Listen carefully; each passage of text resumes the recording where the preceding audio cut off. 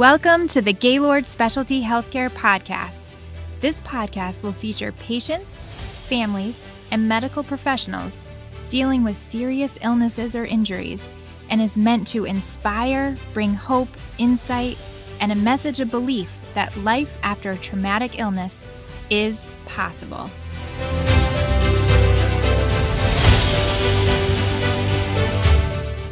Welcome back to the Gaylord Specialty Healthcare Podcast. I'm your host, Megan Palmer, for the Think First series. Today, I'd like to introduce Caitlyn Boland to all our listeners. Caitlyn is actually a physical therapist at Gaylord Specialty Healthcare and has been working here for almost 10 years. She has experience treating patients with brain and spinal cord injuries and is our wheelchair seating and positioning specialist. Caitlyn, welcome to our podcast, and thank you so much for coming in today to share about yourself and how treating these brain and spinal cord patients has really become your niche. Well, thanks for having me. Of course. Why don't you tell everyone actually what is physical therapy? So physical therapy is basically movement therapy, helping people regain function and strength and improve quality of life. All right. So tell us a little bit about what kind of populations you work with here at Gaylord. So I see a little bit of everything. I am split between the brain injury and the spinal cord units. So I have a couple of patients on each floor typically. So what kind of populations do you work with here at Gaylord? So I'm actually for rehab patients, split between the spinal cord injury and brain injury floors. I have a couple of patients on each floor.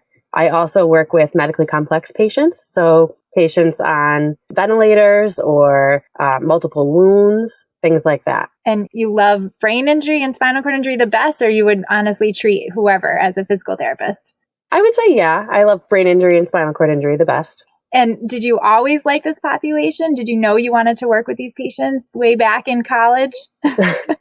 So actually, when I was first looking at going to college for physical therapy, I was looking at becoming an outpatient therapist. So I injured my ankle playing soccer and kind of got into physical therapy that way and thought that that's what I was going to do. It wasn't until I did my internships the last year of college that I decided that this is really what I wanted to do and where I wanted to be. Isn't that crazy how different like orthopedics is from neuro when you're treating those kind of patients? Oh yeah, so different. It's a world of difference for that. Now, where did you pursue your physical therapy degree? I went to Springfield College in Massachusetts. Oh, nice. Did you grow up in Mass, or was that a out-of-state reach? I grew up in Connecticut. I have family that lives in Massachusetts, very close to there. Mm-hmm. So that's kind of what brought me there. Springfield College is my alma mater as well, I have to say. Just a few years before you. And then getting out into the field, was Gaylord your first job? Did you kind of like look around at the orthopedic world first? What did you do after college? Well, I was actually a student here at Gaylord. So this was my last clinical affiliation. So I interviewed before I left here, but there were no jobs open at that time. So when I got out of school, I worked at a subacute nursing facility for probably about 3 months until a job opened up here. And then I came back. Oh, wow. So as soon as there was a spot here, you knew this was the place that you wanted to be. Definitely. And why is that? Why do you like Gaylord? Well, I think that the patient population here is just something that you don't see anywhere else. It was so rewarding when I was here as a student, just giving people their lives back, being able to, get people to walk and home to their families. And it was just something that you don't see a lot of other places. No, definitely not. And so it brought you back to that brain injury and spinal cord injury population. And what sort of intrigues you about brain injury patients? What do you love most about treating them? Well, I think brain injury and spinal cord injury, both, when patients come here from the hospital, there's so much rehab potential for them. And it's a challenge, that you see different deficits that you wouldn't see in many of other populations. Differences in tone and muscle strength. I think there's just a lot. Everyone's a little bit different. So it makes you think on your toes, which is why I like both of them. Yeah, you're learning something new every day. Yeah. Every day with these patients. And then also you've got like the families too, right? They're trying to cope with their loved ones' injury and this new person, because brain injury just completely changes that son, that daughter, whoever, from who they used to be. How do you help the families in that situation as well? I think, it's really rehab for everyone. I think now is kind of a tough time with COVID and not being able to have as many family members or friends here that we typically have seen before. But even in working with patients with brain injury, with spinal cord injury, just being able to, contact their family regularly, let them know about progress, providing education to all who are involved. We have a lot of support groups here, so making sure that families can get involved with that as well. That's true. What do you see as far as trends? Like, how do young people get hurt? How do they hurt their heads? What are you seeing out there? Oh gosh, a little bit of everything. Car accidents, lots of falls, just walking, or falls out of a tree, lots of different things. Yeah, it could be substance abuse related or not, or just young kids kind of being around negative decision making with their peers and things like that really can lead to some crazy things that they do. Definitely. We see it all.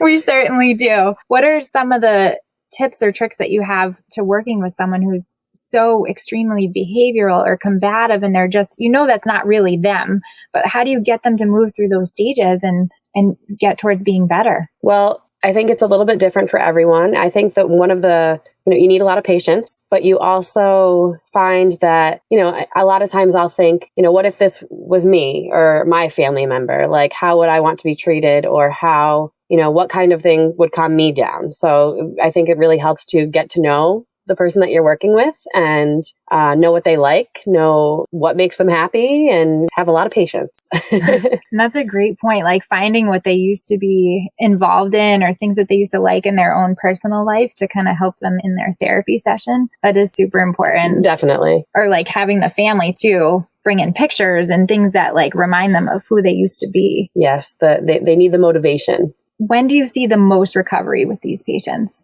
Well, with these patients, usually not necessarily all of their recovery will take place while they're here. Recovery happens most rapidly within the first 6 months to a year out. But really, the amount of progress that a lot of these patients make in just a month or two while they're here is amazing. Absolutely. It's a sort of a lifelong process after that, just trying to get back to their life. I know you remember Courtney Beckwith quite well. Courtney was in a drunk driving accident and had a severe traumatic brain injury that left her in a coma for over a month, paralyzed her left side, and caused significant brain damage. And you and I, Caitlin, were actually her primary therapist while she was here. We were. Can you believe that was 8 years ago? Almost 9, I think, in May. Really? Yeah. Wow. That was a long time ago, but having her in our ThinkFirst presentations, I watch the videos and I see the pictures again, and it just like brings back how real and how different Courtney was initially after that injury. Oh, definitely. Like, is she one of the bigger patients that really sticks out in your mind, rehabbing traumatic brain injury? Yes, absolutely. When we first met her, she hadn't been out of bed. She required 2 of us to help her sit up. And now, even when she comes back for appointments or anything, seeing her walking through the hallway it's amazing. I know. What were some of her behaviors that you remember that we had to work through?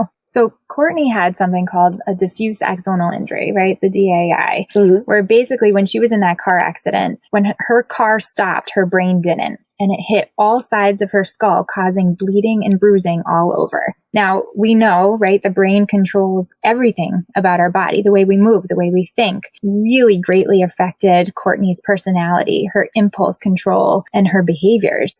And so what were some of those things, Kate, that we really dealt with while we were trying to rehab Courtney? It definitely changed throughout her stay. When she first got here, she would do things like bite, pull hair. She couldn't talk when she first got here. When we start hearing her voice, she had a very flat affect. So there wasn't much, she wasn't smiling a lot. There wasn't really no range of personality. And then as she continued throughout her stay, it was really interesting to see how that changed and how she got a little bit of that back, and she would joke and she would smile. And it was really interesting. I'm sure, like, as a parent too, now you have kids as well, like watching your child go through this recovery process, never having treated a brain injury patient before, is just so scary. for her parents too, to be like, that's not my Courtney. Right. I remember just like trying to help them through it too, because and just justifying that this really is not your daughter. Like she's just trying to heal. That brain is trying to heal. Right. Yeah. It's now having kids and thinking about it it's scary. It is. It puts into perspective. Yeah. Like, this is the reality of these injuries and how they can kind of steal your baby away. Yeah. And Courtney obviously evolved into, she can walk, she can talk. She's presenting at some of our presentations now, but that took a long time. It did. And that's the process with these brain injury patients that we work with. And then, switching gears a little bit, you also treat patients with spinal cord injury. Mm-hmm. Now, that's a huge debilitation. They're either paralyzed on all four extremities, arms and legs, or maybe just two and can't walk anymore. But what do you love about treating those kind of patients?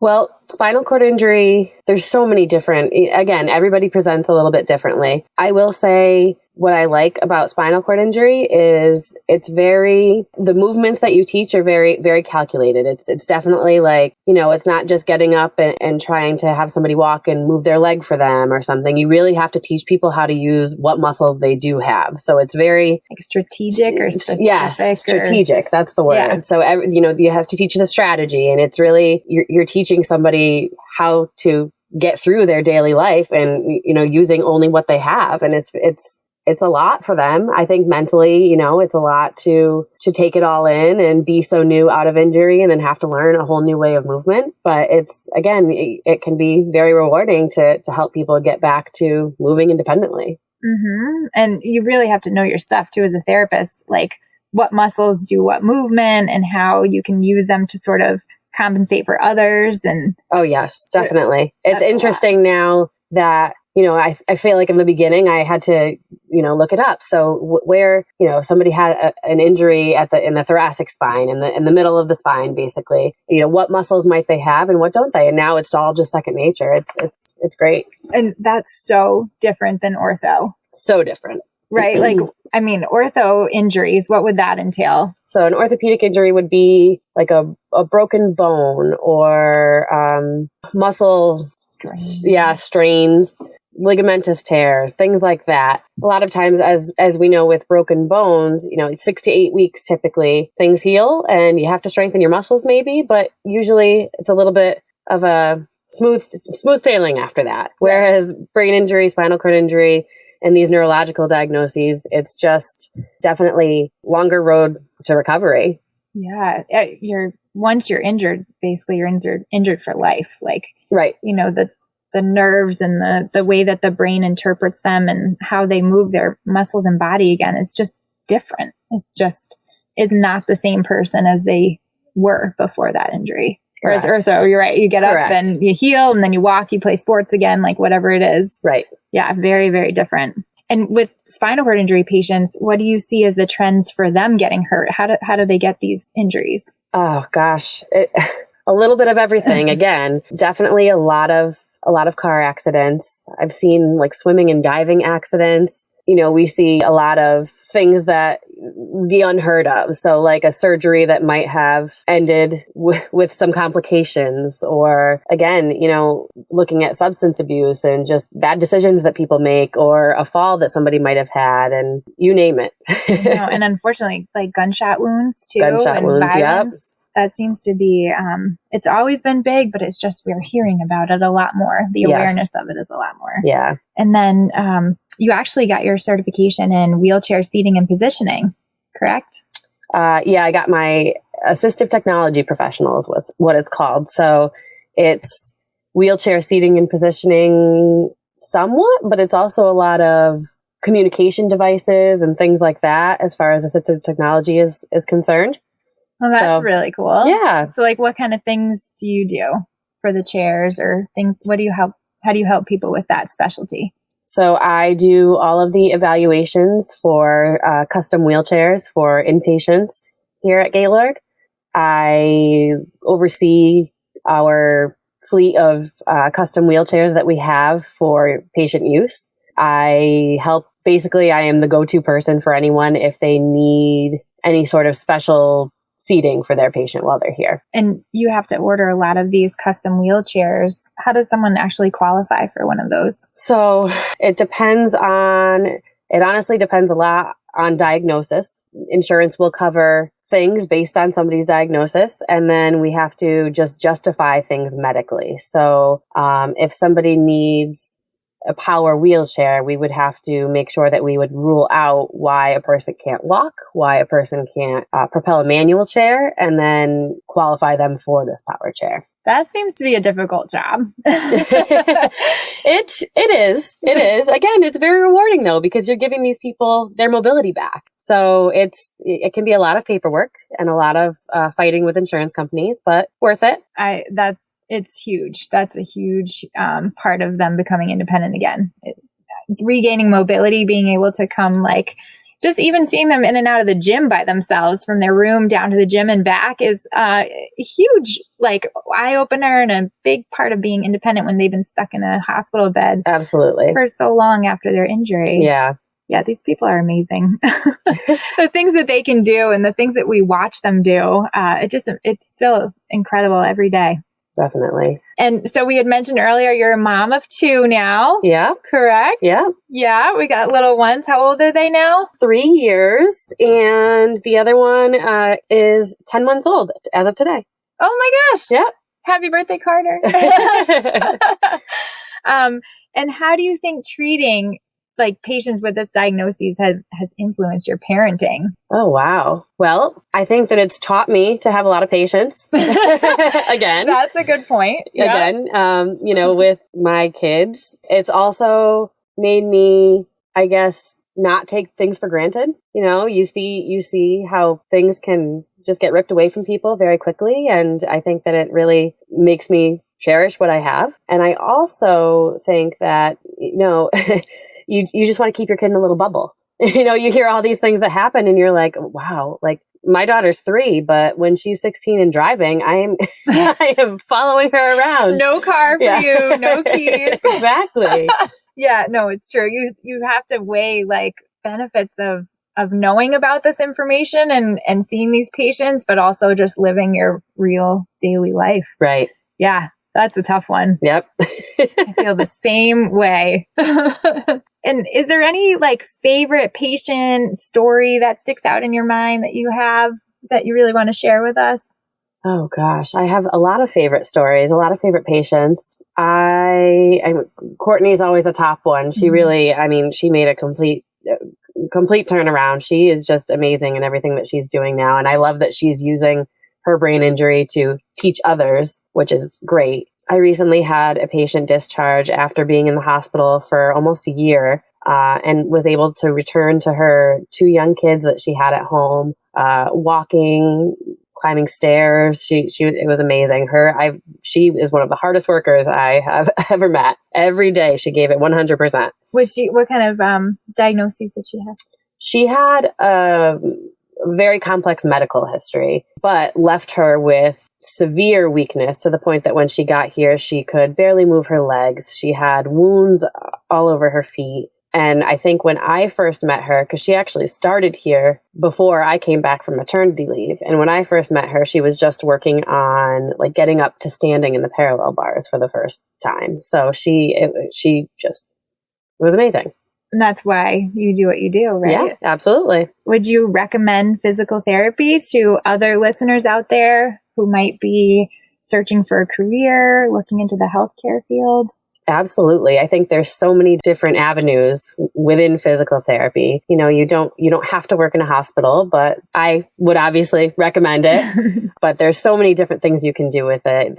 You can work in outpatient therapy, home care, in a hospital setting, inpatient rehab setting. There's just so many different things you can do with it. And what would you suggest? How do they start that process of going towards physical therapy? I think that the best thing to do is to contact a local facility, or whether inpatient inpatient or outpatient, but just to shadow a therapist and see what it is they do every day. Oh, definitely. Kind of get your feet wet, see if it's something for you, and then look into schools or colleges that have it. And I think most schools now are actually requiring people to have shadow hours before they that makes good sense. Commit. Yeah, because I think PT is now a doctorate program, correct? Yep. Everywhere. Yeah. Yeah. So that's a big commitment for somebody, for financial reasons, for school, for time. Mm-hmm. So yeah, you really want to know that you like it before you get into it. Definitely. But so rewarding. So rewarding. And to everyone out there, I have to read this card that Caitlyn shared with me. It just really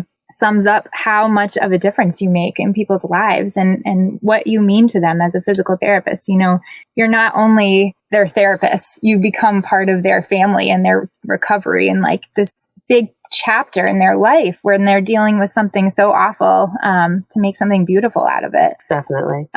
So I would love to share this card if you don't mind. Sure. It says, "Dear Caitlyn, I don't even know where to begin. Working with you has been such a blessing. You've challenged me and encouraged me. You've lifted me up when I've felt down, and you've always had a positive word to share. You have been my biggest cheerleader and celebrated all of my triumphs. You made me feel safe and provided a secure environment for me to heal. I've greatly enjoyed getting to know you and swapping stories of life and motherhood. I don't think I could have done this without you. I will be forever grateful to have had you as my physical therapist." That is so touching. You must have just got this card and melted. Well, yeah. Now that you read it out loud, I got, got a little teary there. It is just so beautifully written and just like expels exactly how you can make a difference in someone's life. Yeah.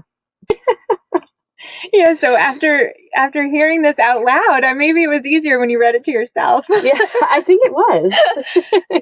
But how does this job really impact you emotionally? I mean, these people, we see them every day and they become our family. I mean, it's hard to leave it all at work with this job. You do go home and have thoughts of your patients and you know, hope the best for them. And when they leave, we're so happy for them that they get to leave and go home, but we miss them.